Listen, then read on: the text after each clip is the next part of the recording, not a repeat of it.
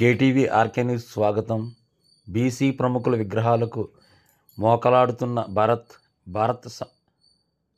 నవ్వులు పలు బీసీవేనా?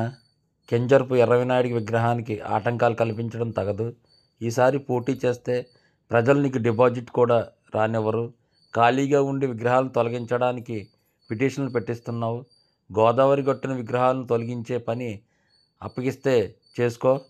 మాజీ ఎంపీ భరత్ తీరుపై ధ్వజమెత్తిన టీడీపీ బీసీ నాయకులు బుడ్డికి రవి, కిలపతి శ్రీనివాస్, ముసిని బాబురావు, చెల్లుబోయిన సూర్యనారాయణ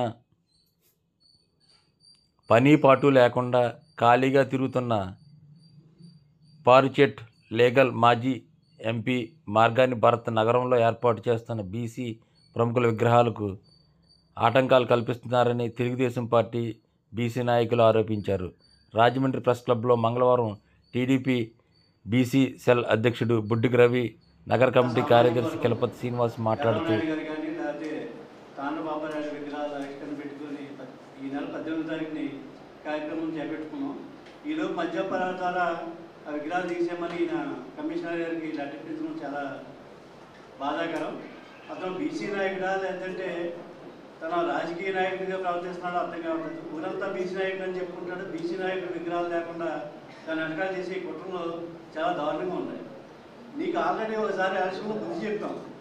అప్పుడు కూడా మీరు ఏళ్ళగా ఎలవలు ఎంతమంది ఉన్నారు, 5,000 మంది ఉన్నారు అని అన్నదానికి అన్ని సామాజిక వర్గాలు కలుపుకొని నీకు బుద్ధి వచ్చేలాగా 73,000 మెజార్టీ చూపించాం. ఇదే ధోరణితో ఉంటే నెక్స్ట్ ఎలక్షన్కి నీకు డిపాజిట్ కూడా రాదని హెచ్చరిస్తూ జాగ్రత్త పడమని మీ పత్రిక ద్వారా తెలియజేస్తుంది. మా సిటిమంది నాయకుల విగ్రహాలు కూడా ఇప్పటి వరకు ఎవరు పట్టించుకోలేదు. వాసు గారు పట్టించుకుని ఆ విగ్రహాలన్నీ కూడా పెట్టించడమే కాదు, వాటికి ఒక న్యాయం జరిగింది నిజంగా. ఈరోజు నాయకుల యొక్క విగ్రహాలు పెట్టుకోవడానికి కారణం ఏంటి? వాళ్ళ యొక్క గొప్పతనాన్ని రానున్న పిల్లలకు కూడా ప్రతి ఒక్కరికి కూడా తెలియజేసే విధంగా ఆ విగ్రహాలన్నీ పెట్టడం జరుగుతుంది.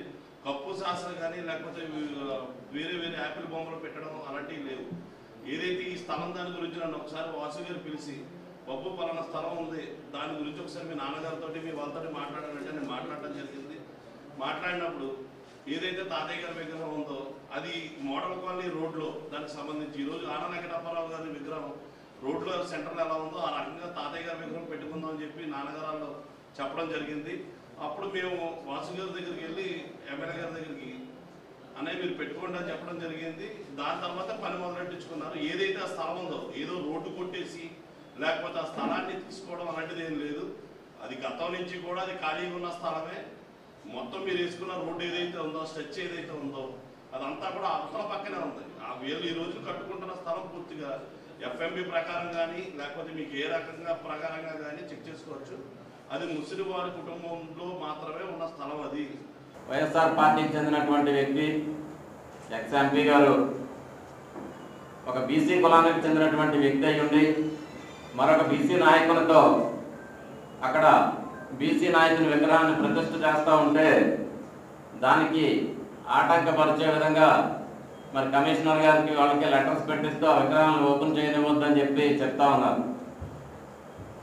గతంలో కూడా ఈయన యొక్క నైజం ఏంటంటే పవర్లో ఉన్నప్పుడు కూడా మరి గోదావరి ఒడ్డున గీత కులానికి సంబంధించినటువంటి హాస్య నటులు స్వర్గీయ రేలంగి వెంకటరామయ్య గారి విగ్రహాన్ని ఆ నాయకులందరూ కలిసి ప్రతిష్ఠ చేయబోతూ ఉంటే అప్పుడు కూడా ఈయన మోకాలంటి అక్కడ పెట్టినటువంటి ఆ యొక్క విగ్రహానికి సంబంధించినటువంటి అదే దాన్ని ఏంటంటే దాన్ని కూడా పడగొట్టించినటువంటి ఘనత మన ఎక్స్ ఎంపీ గారు.